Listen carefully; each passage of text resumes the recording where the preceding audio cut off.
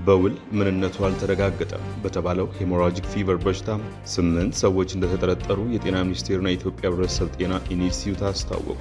በአፍ አፍንጫና ሌሎች የተወሰኑት ክፍሎች ላይ የመድማት ማስቀመጥና ማስመለስ ምልክት ሲታይ ወደ ጤና ተቋም መሄድ እንደሚገባ መክረዋል። የመከላከያ ሰራዊት ጽንፈኛ ሲል ጠራቸው ከ90 በላይ የፋኖ ኃይሎች ላይ እርምጃ መውሰዱን አስታወቀ። ሲጠቀሙበት ነበረ ያለው 58 ኤኬኤም ክላሽ፣ 90 የቃታ መሳሪያ፣ 11 ሽጉጥ፣ 5 ቦምብ፣ 1281 ልዩ ልዩ የጥይት አይነት እንዲሁም 6 ሞባይል ሲስተም የሚፈነዳ ፈንጂ በቁጥጥር ስር መዋሉንም አስታውቀዋል። ከመከላከያ በኩል እንዲህ አይነት መግለጫዎች መውጣታቸው ቢቀጥልም 10 የፖለቲካ ፓርቲዎች ግን መንግስት ድርድር እንዲያካሄድ ጠይቀዋል። ጤና ይስጥልን አዲስ ማለዳ ተከታታዮች፣ እነዚህ ነበየት ጉዳዮች ጨምሮ ሌሎች መረጃዎችን ይዘናል። አብራችሁን ቆዩ።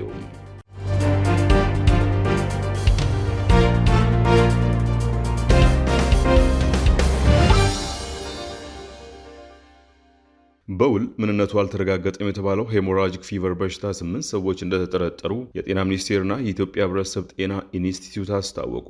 በአፍ አፍንጫና ሌሎች የሰውነት ክፍሎች የመድማት ማስቀመጥና ማስመለስ ምልክት ሲታይ ወደ ጤና ተቋም መሄድ እንደሚገባ መክረዋል። በደቡብ ኢትዮጵያ ክልል በጂንካ ከተማ ምንነቱ በመረጋገጥ ላይ ያለ የሄሞራጂክ ፊቨር በሽታ መከሰቱን ሁለቱ የጤና ተቋማት አረጋግጠዋል። በመግለጫቸውም ከክልሉ ጤና ቢሮ ጋር በመሆን በደቡብ ኢትዮጵያ ክልል የተመዘገበውን ይህንን የበሽታ መንስኤ ለማወቅና ተጨማሪ ስርጭትን ለመግታት እንዲሁም ለመቆጣጠር ፈጣን ምላሽ ሰጪ ቡድን ወደ ቦታው በመላክ የመስክ ግምገማዎችና የላቦራቶሪ ምርመራዎችን እያከናወነ መሆኑን ገልጿል። በተጨማሪም የማህበረሰብ ቅኝት፣ የንክኪ ልየታ፣ የቤት ለቤት ልየታ እንዲሁም የሕክምና አገልግሎት አሰጣጥን እያጠናከረ ይገኛል ብለዋል። በመሆኑም መላው ሕብረተሰብና የሚመለከታቸው ባለድርሻ አካላት ሚኒስቴሩ ሌላ ተጨማሪ መግለጫ እስኪሰጥ ድረስ ለመከላከል የሚከተሉትን ምክረ ሀሳቦችና ጥንቃቄዎችን ተግባራዊ እንዲያደርጉ አሳስበዋል። በአፍ አፍንጫና ሌሎች የሰውነት ክፍሎች የመድማት ትኩሳት፣ ማስቀመጥና ማስመለስ ምልክት ሲኖር ወደ ሕክምና ተቋማት መሄድና በወቅቱ የላቦራቶሪ ምርመራ ማድረግ እንደሚገባ አጽንኦት ሰጥቷል። በተጨማሪም ምልክት ከታየበት ማንኛውም ሰው ጋር ንክኪ በሚኖርበት ጊዜ ራስን የመከላከያ ዘዴዎችን መጠቀም፣ ሁልጊዜ እጅን በሳኒታይዘር ወይም በውሃና በሳሙና በመታጠብ ማጽዳት አስፈላጊ ነው ተብሏል። የመከላከያ ሰራዊት ጽንፈኛ ሲል የጠራቸው ከ90 በላይ የፋኖ ኃይሎች ላይ እርምጃ መውሰዱን አስታወቀ። የመከላከያ ሰራዊት የምስራቅ እዝ ኮማንዶ አቅዶታል ባለው የጋራ ኦፕሬሽን ከምስራቅ እዝ አሃዶች ኮማንዶና አየር ወለድ እዝ እንዲሁም ከአማራ ክልል ጸጥታ ያልተጣጣው በጋራ ባደረጉት ዘመቻ ጽንፈኛ ሲል የጠራቸው 96 የፋኖ ኃይሎች ላይ እርምጃ መውሰዱን በመግለጫው ቋንቋ ከጥቅም ውጭ ማድረጉን አስታውቋል። እርምጃ ተወስዶባቸዋል ያላቸው አካላት ንጹሐን ዜጎችን በማገትና ገንዘብ በመቀበል የመኪና አስቁሞ ዘረፋ በማድረግ ቀረ ማስከፈል፣ ህዝቡ ከወንጀል ስጋት ነፃ ሆኖ መንቀሳቀስ እና ተግባሩን መፈጸም እንዳይችል እያደረጉ በመሆኑ ምስራቅ እዝ ከአማራ ክልል ፖሊስና ከአየር ወለድ ክፍለ ጦር ንስር ሻለቃ ጋር በጥምር የጋራ እቅድ አውጥተው አካባቢውን የማጽዳት ሲል የጠራው ግዳጅ መወጣቱን አመልክቷል። ይህ ከጥቅምት 27 እስከ ህዳር 2 ቀን 2018 ዓ.ም ለ6 ተከታታይ ቀናት የጸረ ሽምቅ ስምሪት የተደረገው በባህር ዳርና አካባቢው በሰሜን ጎጃምና በምዕራብ ጎጃም ዞኖች በሚገኙ የተለያዩ ወረዳና ቀበሌዎች ውስጥ ነው።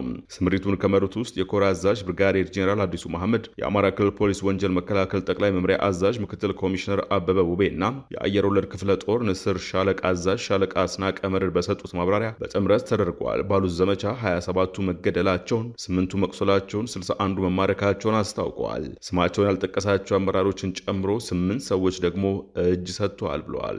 ሲጠቀሙበት የነበረ ያለው 58 ኤኬኤም ክላሽ፣ 90 የቃታ መሳሪያ፣ 11 ሽጉጥ፣ 5 ቦምብ፣ 1281 ልዩ ልዩ የጥይት አይነት እንዲሁም 6 ሞባይል ሲስተም የሚፈነዳ ፈንጂን በቁጥጥር ስር መዋሉንም አስታውቋል። እንደ አዛዦቹ ገለጻ ይህ ውጤት የተገኘው አስቀድሞ ሁሉም የጸጥታ አመራሩ በእቅዱ ላይ በመወየትና ቃጠናዎችን በጋራ ለይቶ ክፍል በማድረግ ወደ ስራ በመግባቱ ተናቦና ተግባብቶ በቅንጅት ግዳጁን በመፈጸሙና ህብረተሰቡ ባደረገው ያልተቆጠበ ድጋፍ ነው ሲሉ ቅና ችሏል።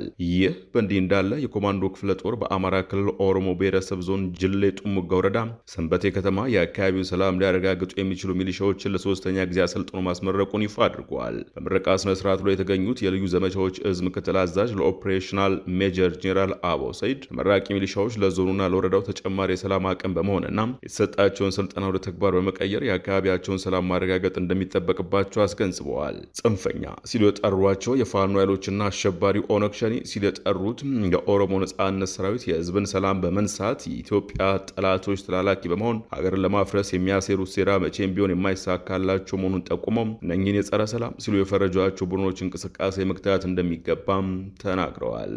ከመከላከያ በኩል እንዲህ አይነት መግለጫዎች መውጣታቸው ቢቀጥልም 10 የፖለቲካ ፓርቲዎች ግን መንግስት ድርድር እንዲያካሄድ ጠይቀዋል። ፓርቲዎቹን ጥያቄ ያቀረቡት በኢትዮጵያ ነጻና ፍትሐዊ ምርጫ ለማካሄድ የሚያስችሉ ሁኔታዎችን ለመፍጠር ያስፈልጋሉ ሲሉ ባስቀመጧቸው ቅድመ ሁኔታዎች ላይ ነው። ለዲሞክራሲያዊ ምርጫ መካሄድ ወሳኝ ናቸው ያሏቸውን ቅድመ ሁኔታዎች የዘረዘሩት ፓርቲዎቹ በቀዳሚነት ያስቀመጡት ሁሉን አቀፍ የፖለቲካ ድርድር ማካሄድ የሚለው ነው።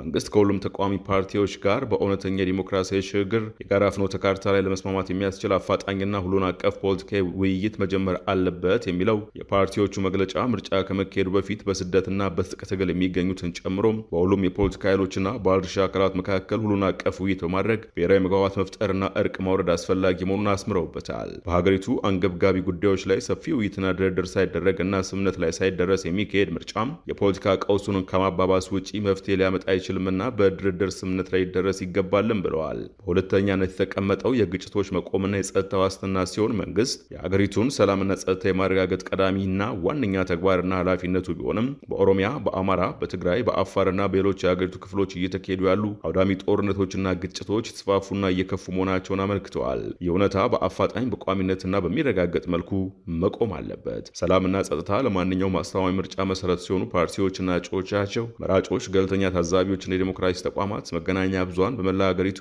በነጻነትና በደህንነት መንቀሳቀስ ለምርጫው ተአማኒነት፣ ተቀባይነትና ዲሞክራሲያዊነት ወሳኝ ናቸው ሲሉ አጽንኦት ሰጥተዋል። ፓርቲዎቹ ሲቀጥሉ መንግስት አሁንም በግፍ ታስረው የሚገኙ የፖለቲካ ፓርቲ አመራሮችና አባላትን ጨምሮ ሁሉንም የፖለቲካ እስረኞች ያለምንም ቅድመ ሁኔታ በአፋጣኝ መልቀቅ አለበት ብለዋል። በህገ ወጥ መንገድ በመላ ሀገሪቱ የተዘጉ መቶዎች የሚቆጠሩ የሁሉም የተቃዋሚ ፓርቲ ቢሮዎች እንዲከፈቱ መደረግና በፖለቲካ ተቃዋሚዎች ላይ የሚደርሰው ማዋከብና ማስፈራራት ሙሉ በሙሉ መቆም አለበትም ብለዋል። አሁን ባለው ሁኔታ አብዛኞቹ የፓርቲ አመራሮችና አባላት በእስር ላይ በሚገኙበትና ቢሮዎቻቸው በተዘጉበት ሁኔታ ምርጫ መሳተፍ እጅግ ፈታኝ ብቻ ሳይሆን ከአጃቢነት ያለፈ ፋይዳ አይኖረውም እና መስተካከል እንዳለበት እንደሚያምኑ አመልክተዋል። በአራተኛነት ያስቀመጡት ደግሞ መሰረታዊ የዲሞክራሲ ተቋማትና የህግ ማሻሻያዎችን ማድረግ የሚለው ነው። የመንግስት መዋቅሮች ገለልተኝነትን ማረጋገጥ፣ የፕሬስ ነጻነትን ማረጋገጥ፣ የሀገር ውስጥና ዓለም አቀፍ የምርጫ ታዛቢዎች ተሳትፎ ማረጋገጥ የሚሉትን የዘረዘሩት ፓርቲዎቹ መንግስትና ገዢው ፓርቲ እነዚህንና መሰረታዊ ቅድመ ሁኔታዎች እንዲያሟሉና ለሁሉም ወገኖች ነጻና ፍትሐዊ የሆነ ውድድር ምህዳር እንዲፈጥሩ በድጋሚ ጥሪ አቅርበዋል።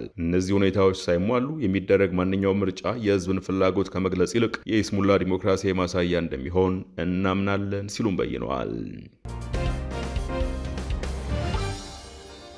ግብጽና ሳውዲ አረቢያ 4 የቀይ ባህር አዋሳኝ ሀገራትን በማሳተፍ የጋራ የባህር ኃይል ወታደራዊ ልምምድ እያደረጉ መሆኑን ሰማ።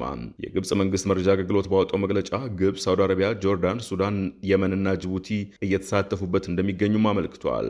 ሬድ ዌቭ 8 የሚል ስያሜ የተሰጠው ይህ የባህር ኃይል ወታደራዊ ልምምድ ህዳር 2 ቀን 2018 ዓ.ም መጀመሩን የጠቆመው መግለጫው ለተወሰኑ ላለው ነገር ግን በውል ላልጠቀሱት ቀናት እንደሚቀጥል አስታውቋል። ወታደራዊ ልምምዱ ዋነኛ ዓላማ በተሳታፊ የባህር ኃይሎች መካከል ክህሎቶችን ለማጎልበትና የባለሙያ ልምድን ለመለዋወጥም ነው ብለዋል። ኢትዮጵያም የቀይ ባህር ይገባኛልን ጥያቄ ማንሳት ከጀመረችበት ጊዜ ወዲህ አዋሳኝ ሀገራት የሚያወጧቸው መግለጫዎች አነጋጋሪ እንደነበሩ ይታወሳል። ለአብነት የግብፁ ፕሬዝዳንት አብዱል ፋታህ አልሲሲና የጅቡቲ አቻቸው ኢስማኤል ኦማር ጊሌ የቀይ ባህር ጉዳይ የተዋሳኝ ሀገራቱን ብቻ የሚመለከት ነው ሲሉ የጋራ መግለጫ ወጡት ከጥቂት ወራት በፊት ነበር። የኤርትራው ፕሬዝዳንት ኢሳያስ አፈወርቂም ግብፅ ካይሮ ተጉዘው ከአልሲሲ ጋር የመከሩት ከጥቂት ሳምንታት በፊት እንደነበረም አይዘነጋም። ለሰዓቱ ያዝናቸው ዜናዎች በዚሁ ተቋጭተዋል። አዲስ ማለዳን የዩቲዩብ አድራሻ ሰብስክራይብ፣ ላይክ እና ሼር ማድረግ አይዘንጉ።